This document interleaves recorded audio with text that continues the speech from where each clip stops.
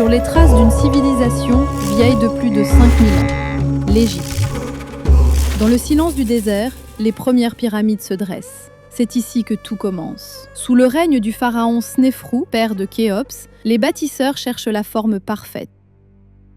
La pyramide rhomboïdale, modifiée en cours de construction pour éviter l'effondrement, témoigne des premiers pas d'un génie architectural encore en devenir.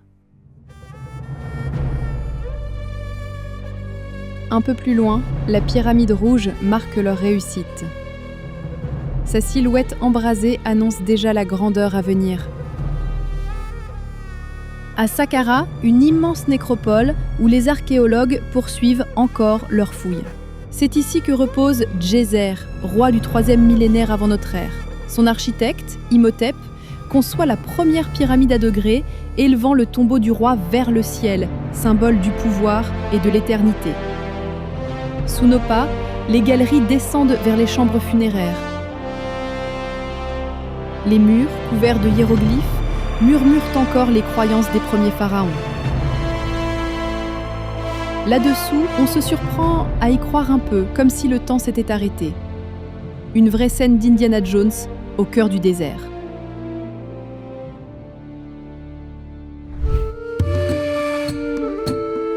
Quelques kilomètres seulement séparent Saqqara de Memphis. Là où s'élevait jadis la première capitale du royaume, il ne reste aujourd'hui que des fragments de pierre. Dans le petit musée à ciel ouvert, un sphinx d'albâtre et le colosse de Ramsès II, impressionnant par sa taille. Nous descendons au sud de l'Égypte, aux portes de la Nubie et découvrons Assouan.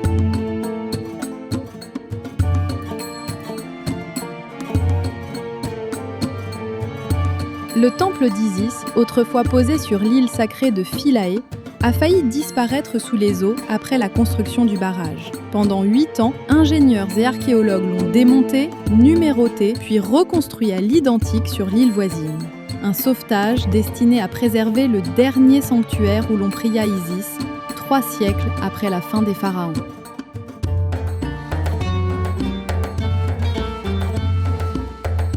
Construit entre 1960 et 1970, le haut barrage d'Assouan fut l'un des plus grands chantiers du siècle. Il donna naissance au lac Nasser, qui contrôle les crues du Nil et alimente le pays en électricité. Sur le Nil, entre les îles Rocheuses et les villages nubiens, Assouan offre une atmosphère unique. C'est ici que nous embarquons pour 3 jours de croisière à bord d'une dahabeya en direction de Luxor.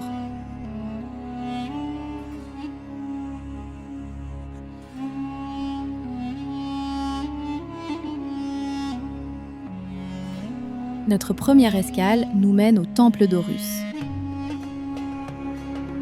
En -332, Alexandre le Grand conquiert l'Égypte. À sa mort, son général Ptolémée prend le contrôle du pays et sa famille, la dynastie des Ptolémées, gouvernera l'Égypte pendant près de 3 siècles. C'est sous leur règne que fut bâti ce temple dédié au dieu Faucon dans la pure tradition architecturale des anciens Égyptiens. Longtemps enseveli sous le sable, il fut dégagé au XIXe siècle, révélant un temple très bien préservé.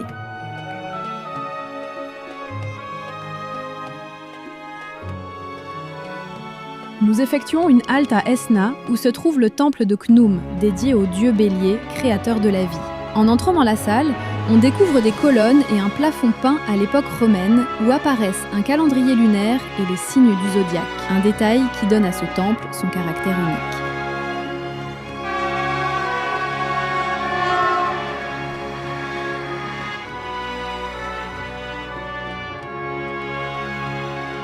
Le Nil a fait naître l'Égypte. Sans lui, aucun royaume, aucune pyramide, aucune histoire n'aurait existé.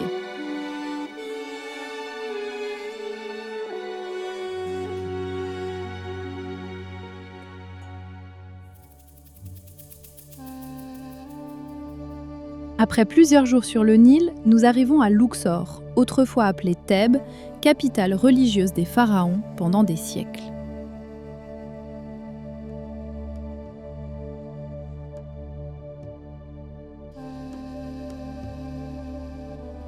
Sur la rive ouest se dresse le temple funéraire de Séti Ier. Il fut l'un des grands pharaons du Nouvel Empire. Il consacra son règne à restaurer l'Égypte après des décennies de troubles et d'instabilité.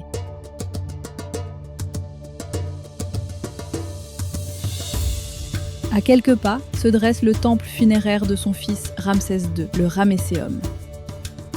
Autrefois, c'était l'un des plus grands complexes funéraires de la vallée, entièrement peint. Sur ses murs, les reliefs mettent en scène la victoire de Ramsès à Kadesh, dans l'actuelle Syrie, un récit destiné à glorifier son règne.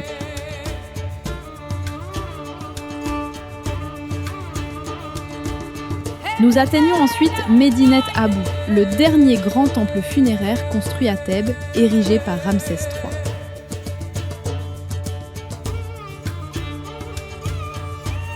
Ici, les reliefs sont taillés très profondément. Le roi voulait graver dans la pierre, pour l'éternité, les derniers grands moments de la puissance de l'Égypte.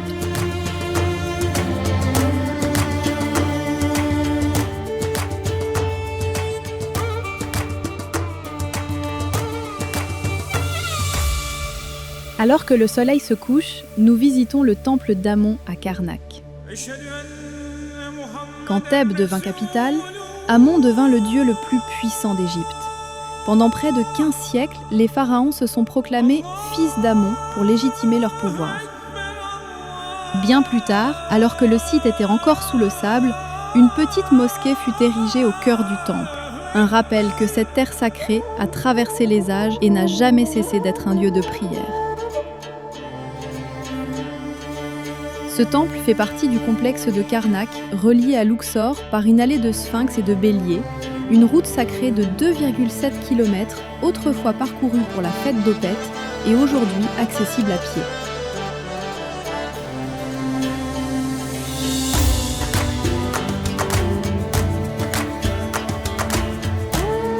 Dans le désert thébain, nous entrons dans la vallée des rois. C'est Thoutmôsis Ier qui choisit cet emplacement au XVIe siècle avant notre ère. Un lieu discret, protégé par une montagne naturelle dont la forme rappelle une pyramide. Pendant 5 siècles, plus de 60 tombes furent creusées dans la roche pour accueillir les pharaons et leurs familles. Puis la vallée fut abandonnée et pendant plus de 2000 ans, elle resta enfouie sous le sable. Déjà pillée dans l'Antiquité, la vallée fut ensuite oubliée pendant des siècles. Il faudra attendre l'expédition de Napoléon en 1799 pour qu'elle renaisse. C'est là que commence l'égyptologie moderne. La tombe de Toutankhamon, découverte en 1922, est la seule retrouvée presque intacte, avec plus de 5000 objets funéraires. Autour d'elle, certains tombeaux révèlent l'incroyable maîtrise des artisans de l'époque. Des murs et des plafonds couverts de hiéroglyphes gravés avec une précision étonnante, des couleurs encore vibrantes après plus de 3000 ans. On réalise alors que la vallée cache des merveilles bien plus grandioses qu'on aurait pu l'imaginer. Au pied de la falaise sacrée de Deir el-Bahari se dresse le temple d'Hatchepsout. Pharaon femme du XVe siècle avant notre ère, elle fut l'une des rares à régner comme un pharaon. Sous son règne, 22 années de paix et de prospérité qui comptent parmi les plus florissantes du Nouvel Empire.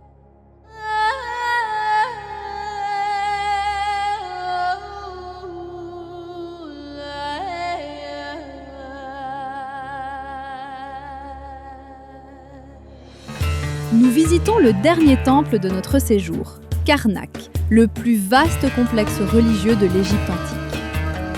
Son histoire commence autour de 2000 avant notre ère.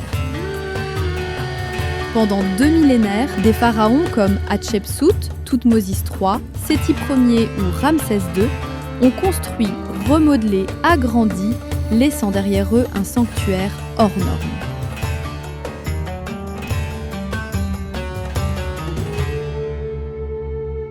On termine notre voyage sur le plateau de Gizeh.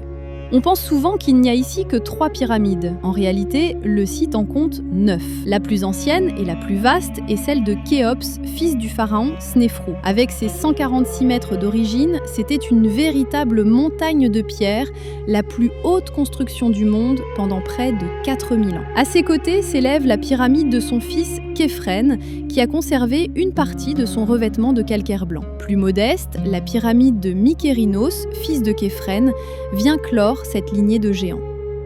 Autour d'elle, 6 pyramides plus petites abritaient les reines et les princesses de la famille royale. Et puis, au pied des pyramides, se tient le Sphinx. Corps de lion, tête de roi, il veille sur le plateau depuis plus de 4500 ans. Son regard tourné vers l'horizon reste l'une des grandes énigmes de l'Égypte ancienne. Devant ces monuments vieux de 45 siècles, on réalise qu'on n'a fait qu'effleurer l'Égypte. C'est sûr, on reviendra.